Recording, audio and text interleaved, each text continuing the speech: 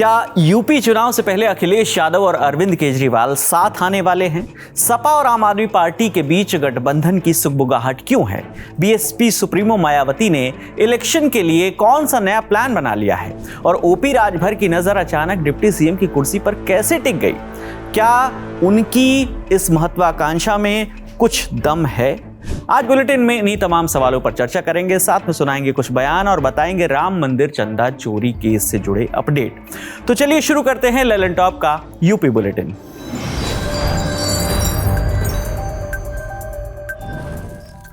क्या यूपी विधानसभा चुनाव के लिए अखिलेश यादव की समाजवादी पार्टी और अरविंद केजरीवाल के आम आदमी पार्टी के बीच गठबंधन हो सकता है? क्या चुनाव में अखिलेश यादव कांग्रेस का हाथ छोड़कर आम आदमी पार्टी के साथ मैदान में उतरेंगे? आज पहली खबर में हम इसी पर बात करेंगे। असल में लखनऊ से लेकर दिल्ली तक आम आदमी पार्टी और समाजवादी पार्टी के कई कार्यक्रम गठबंधन की ओर इशारा कर रहे हैं। दोनों पार्टियां जिस तरह मुद्दे को उठा रही हैं और जिस तरह इनके नेता मंच पर साथ नजर आ रहे हैं, उसने इस सियासी हवा को और तेज कर दिया है। पहला मुद्दा है राम मंदिर चंदा चोरी का। इस मुद्दे को सबसे पहले सपा प्रमुख अखिलेश यादव ने उठाया था। इसके बाद जितने जोर शोर से संजय सिंह और केजरीवाल ने उनका साथ दिया, वैसा रिस्पांस सपा को कांग्रेस की ओर से नहीं मिला। दूसरा मुद्दा है जंतर मंतर पर चल रहा कॉकरोच जनता पार्टी का आंदोलन और सोनम वांगचुक का अनशन। सोनम वांगचुक और सीजेपी प्रोटेस्ट को सपोर्ट करने के लिए डिंपल यादव समेत समाजवादी पार्टी के कई सांसद वहां पहुंचे। वहीं आम आदमी पार्टी की ओर से खुद अरविंद केजरीवाल 16 जुलाई को जंतर मंतर पर पहुंचे। इसी को आधार बनाकर दोनों दलों में चुनाव से पहले गठबंधन की चर्चा है। ये चर्चा इसलिए भी है क्योंकि दिल्ली चुनाव में अखिलेश यादव केजरीवाल के लिए प्रचार करने आए थे। इसके अलावा हरियाणा में भी साथ दिया था उन्होंने। हरियाणा और दिल्ली में कांग्रेस और आम आदमी पार्टी के बीच दूरी नजर आई, लेकिन अखिलेश यादव ने अपने पुराने सहयोगी कांग्रेस को छोड़कर आम आदमी पार्टी का साथ दिया था। अब इन्हीं सारी कड़ियों को जोड़कर गठबंधन की संभावनाओं की चर्चा बढ़ रही है। पूरे मामले पर विस्तार से जानकारी दे रहे हैं हमारे पॉलिटिकल एडिटर पंकज झा। अरविंद केजरीवाल और अखिलेश यादव के बीच जो यूपी विधानसभा चुनाव को लेकर एक सीटों की अरेंजमेंट की बात कही जा रही है, उसके बीच के सबसे महत्वपूर्ण कड़ी जो है वो हैं आम आदमी पार्टी के राज्यसभा सांसद संजय सिंह, जो सुल्तानपुर के हैं। उनके और अखिलेश यादव के रिश्ते बहुत अच्छे हैं। और अगर आप देखिए दिल्ली में जो विधानसभा चुनाव हुआ था, जहां कांग्रेस भी लड़ रही थी और आम आदमी पार्टी भी, लेकिन अखिलेश यादव वहां जाते हैं और चुनाव प्रचार करते हैं खुलकर अरविंद केजरीवाल के लिए। तो ये माना जा रहा है कि इस बार जो विधानसभा चुनाव होगा उसमें एक सांकेतिक रूप से ही, भले ही 1 सीट 2 सीट या 3 सीट जो भी हो, खासतौर से पश्चिमी यूपी या पूर्वांचल में कोई 1-2 सीट आम आदमी पार्टी के लिए अखिलेश यादव छोड़ सकते हैं। उसके पीछे कहा जाता रहा है कि अखिलेश यादव की जो इमेज रही है वो है कि वो सीटों के बंटवारे में थोड़ा सा बड़े दिल के माने जाते हैं। पिछले लोकसभा चुनाव में भी देखें तो ममता बनर्जी से उनके बहुत अच्छे रिश्ते हैं, तो उन्होंने लोकसभा की 1 सीट जो है वो टीएमसी के लिए भी छोड़ दी थी, जबकि यूपी में टीएमसी का कोई वजूद भी नहीं है। तो जो संजय सिंह जिस तरीके से और आम आदमी पार्टी बीते कुछ महीनों से यूपी में अलग अलग मुद्दों को लेकर एक्टिव रही है, वही डिमांड और उसी तरीके के मुद्दे समाजवादी पार्टी के भी रहे हैं। और संजय सिंह और अखिलेश यादव, अभी भी आपको बताऊं कि जो सोनम वांगचुक से अखिलेश यादव की बात कराई गई फ़ोन पर, उसके बीच के जो मध्यस्थ थे वो भी संजय सिंह थे। तो दोनों के अच्छे रिश्ते हैं। तो हो सकता है, और ऐसी बात कही भी जा रही है और दोनों पार्टियों के अंदर भी ये बात है कि 1 सीटों का बंटवारा, गठबंधन कह सकते हैं, विधानसभा चुनाव के लिए संभव है। खैर, अब देखना यह होगा अगर अखिलेश यादव केजरीवाल के साथ जाते हैं तो कांग्रेस का क्या होगा? क्या कांग्रेस इस गठबंधन का हिस्सा बनेगी? और अगर यूपी में सपा कांग्रेस का गठबंधन टूटता है तो इंडिया गठबंधन का फ्यूचर क्या होगा? अभी कांग्रेस की स्थिति सस्पेंस से भरी हुई नजर आ रही है।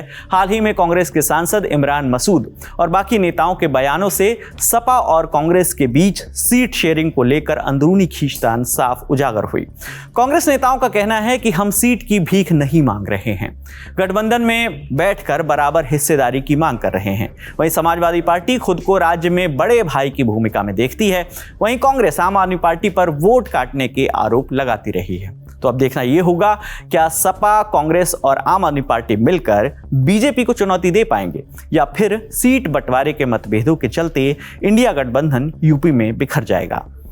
अब बढ़ते हैं अगली खबर की ओर। बहुजन समाज पार्टी की सुप्रीमो मायावती ने इस चुनाव के लिए नया प्लान तैयार किया है। इसके लिए पार्टी ने तैयारी शुरू कर दी है। पार्टी उस काम की लिस्ट बना रही है जो मायावती के कार्यकाल यानी 2007 से 2012 के बीच हुए थे। पार्टी का प्लान है कि इन कामों के बारे में जनता को बताया जाए, खासतौर पर उन्हें जो फर्स्ट टाइम वोटर हैं। मायावती ने पार्टी के सीनियर लीडर्स को विधानसभा की सभी 403 सीटों का दौरा करने का आदेश दिया है। इन नेताओं को टास्क दिया गया है कि वो लोगों को यह बताएं कि 2007 से 2012 के बीच मायावती के नेतृत्व वाली बसपा सरकार बाद की सरकारों से किस तरह अलग थी। बीएसपी के प्रदेश अध्यक्ष विश्वनाथ पाल ने कहा कि हम विस्तार से बताएंगे कि बसपा सरकार ने समाज के हर वर्ग के लिए क्या काम किए। इससे मतदाताओं को पार्टी के साथ और मजबूती से जुड़ने में मदद मिलेगी। 17 जुलाई को हम प्रतापगढ़ और प्रयागराज की विधानसभा सीटों का दौरा करेंगे और यह अभियान आगे भी जारी रहेगा।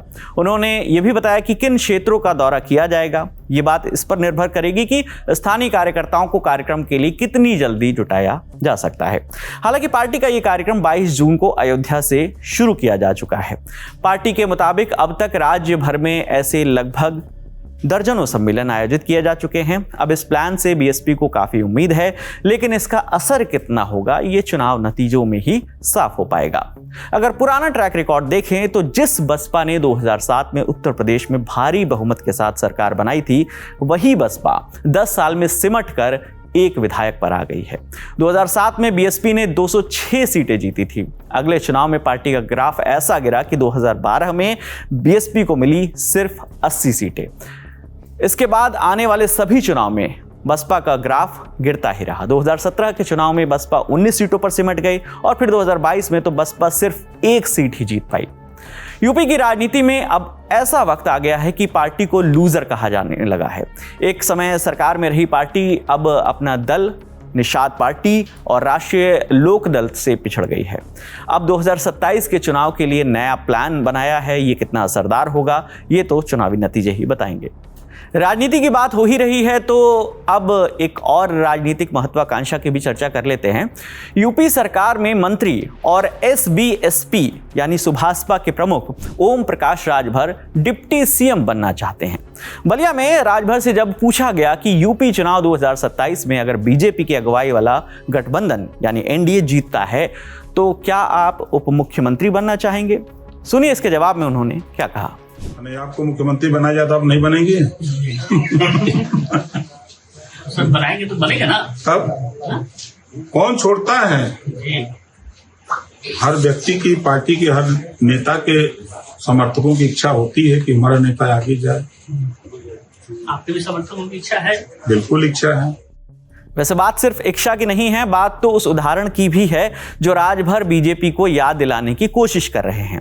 असल में बिहार विधानसभा चुनाव 2025 के दौरान विपक्षी महागठबंधन ने विकासशील इंसान पार्टी यानी वीआईपी के प्रमुख मुकेश सहनी को डिप्टी सीएम उम्मीदवार के तौर पर प्रोजेक्ट किया था। बिहार चुनाव में डिप्टी सीएम पद पर उम्मीदवार के ऐलान ने यूपी में राजभर की इच्छा को बल दिया। वैसे बिहार में मुकेश सहनी की इच्छा तो पूरी नहीं हो पाई, लेकिन अब देखना यह होगा कि यूपी में ओम प्रकाश राजभर के अरमान पूरे होते हैं या नहीं। अगली खबर राम मंदिर चंदा चोरी केस से जुड़ी हुई है। मामले की जांच कर रही एसआईटी अब अंतरिम रिपोर्ट सीधे सुप्रीम कोर्ट को सौंपेगी। एसआईटी ने अंतिम जांच रिपोर्ट तैयार करने के लिए राज्य सरकार से अतिरिक्त समय मांगा है। बताया जा रहा है कि जांच अभी जारी है और कुछ पॉइंट्स पर डिटेल पड़ताल करने के बाद जो फाइनल रिपोर्ट है वो पेश की जाएगी सुप्रीम कोर्ट में। असल में पहले ये कहा जा रहा था कि एसआईटी रिपोर्ट राज्य सरकार को सौंपी जाएगी, लेकिन ताजा जानकारी के मुताबिक अब रिपोर्ट सीधे सुप्रीम कोर्ट को सौंपी जाएगी। सरकार ने 13 जून को 3 सदस्यों वाली एसआईटी बनाई थी। शुरुआत में इसे अपनी जांच पूरी करने के लिए 15 दिन दिए गए थे, लेकिन 1 जुलाई को टेन्योर खत्म हो गया, 15 दिन और बढ़ा दिया गया। अब उम्मीद है कि 20 जुलाई को एसआईटी की रिपोर्ट आ जाएगी, क्योंकि कार्यकाल के दोबारा बढ़ने की संभावना अब कम नजर आ रही है। सुप्रीम कोर्ट ने यूपी सरकार की ओर से ये गठित की गई एसआईटी की जांच को लेकर स्टेटस रिपोर्ट मांगी है। इस मामले पर 20 जुलाई यानी सोमवार को सुनवाई होनी है, इसलिए उसी दिन एसआईटी की रिपोर्ट आने की भी संभावना है। अब एसआईटी की रिपोर्ट आने के बाद ही मामले की जो आगे की दिशा है वो साफ हो सकेगी। अगली खबर उत्तर प्रदेश के संभल से आई है। यहां पर 18 जुलाई को मुख्यमंत्री योगी आदित्यनाथ का दौरा है। इससे पहले प्रशासन ने एक ऐसा एक्शन लिया है जिस पर सवाल उठ रहे हैं। अवैध मजार और इमामबाड़े पर प्रशासन की ओर से कार्रवाई की गई है। बुलडोजर चलाकर इन्हें ध्वस्त कर दिया गया है। प्रशासन के मुताबिक ये कार्रवाई राजस्व विभाग की रिपोर्ट और न्यायिक मजिस्ट्रेट के आदेश पर धारा 67 के तहत की गई है। बताया जा रहा है कि संभल में जिस मजार और इमामबाड़े पर एक्शन लिया जा रहा है वो सरकारी जमीन पर बने हुए थे। नोटिस के बावजूद जब कोई एक्शन नहीं लिया गया तो प्रशासन ने सीधे बुलडोजर से अवैध इमामबाड़े और मजार और कब्रिस्तान पर की जमीन पर बनी ईदगाह को जमींदोज कर दिया है। गांव की जमीन जो खाली हो रही है उस जमीन का सदुपयोग हम लोग गांव के ही भूमिहीन परिवारों को आवंटित करके करेंगे, जिससे जो लोग गरीबी रेखा के नीचे अभी भी रह गए हैं वो सम्मान पूर्वक जीवन अपना व्यतीत कर पाए। क्योंकि इस पूरी प्रक्रिया में कोई कब्जेदार सामने नहीं आया है। उसकी जांच चल रही है कि किन लोगों के द्वारा कब्जे की प्रक्रिया को अंजाम दिया गया। साथ साथ में जहां तक पुराने की बात है, लगभग 5 साल के आसपास ये पुराना बताया जा रहा है। बाकी और जांच का विषय है, जांच चल रही है। प्रशासन का एक्शन सीएम योगी के दौरे से एक दिन पहले हुआ है। 18 जुलाई को मुख्यमंत्री योगी आदित्यनाथ यहां पर 550 करोड़ रुपए की परियोजनाओं का लोकार्पण करेंगे, जिससे संभल में बड़े अस्पताल से लेकर आंगनबाड़ी भवन समेत तमाम विकास के काम किए जाएंगे। मुख्यमंत्री के दौरे से ठीक पहले इस एक्शन को लेकर अब विपक्ष सवाल उठा रहा है। कांवड़ यात्रा शुरू होने में अभी कुछ दिन बाकी हैं। उससे पहले सीएम योगी आदित्यनाथ का एक बयान आया है जिसमें यात्रा के दौरान हुड़दंग करने वाले कांवड़ियों से अनुशासन, धैर्य और मर्यादा बनाए रखने की अपील की है। शामली रैली में योगी आदित्यनाथ ने क्या कहा, सुनवाते हैं आप। जीवन में अनुशासन और धैर्य ये हमारी सबसे बड़ी पूंजी होनी चाहिए।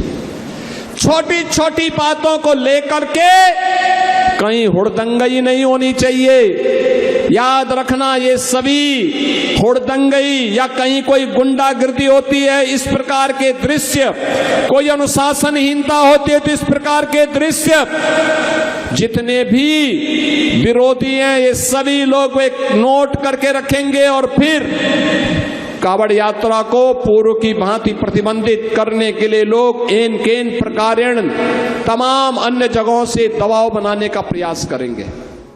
मुख्यमंत्री की अपील के बाद प्रशासन ने भी तैयारियां शुरू कर दी हैं। पुलिस ने कांवड़ यात्रा को लेकर साफ मैसेज दिया है कि नियमों के अंदर रहकर डीजे बजाइए, वरना साउंड सिस्टम और गाड़ी दोनों जब्त हो सकते हैं। इस साल कांवड़ यात्रा 30 जुलाई से शुरू होगी और 11 अगस्त तक चलेगी। बाकी आज का शो यहीं तक। शो आपको कैसा लगा कमेंट बॉक्स में हमें जरूर बताइएगा। शो के लिए अपने सुझाव भेजते रहिए, हम आपके सुझाव को शो में शामिल करेंगे। बाकी आपके लिए शो लेकर आई हैं हमारे साथी सुप्रिया। यूपी से जुड़ी तमाम अपडेट के लिए आप लल्लन टॉप यूपी देखते रहिए। शुक्रिया।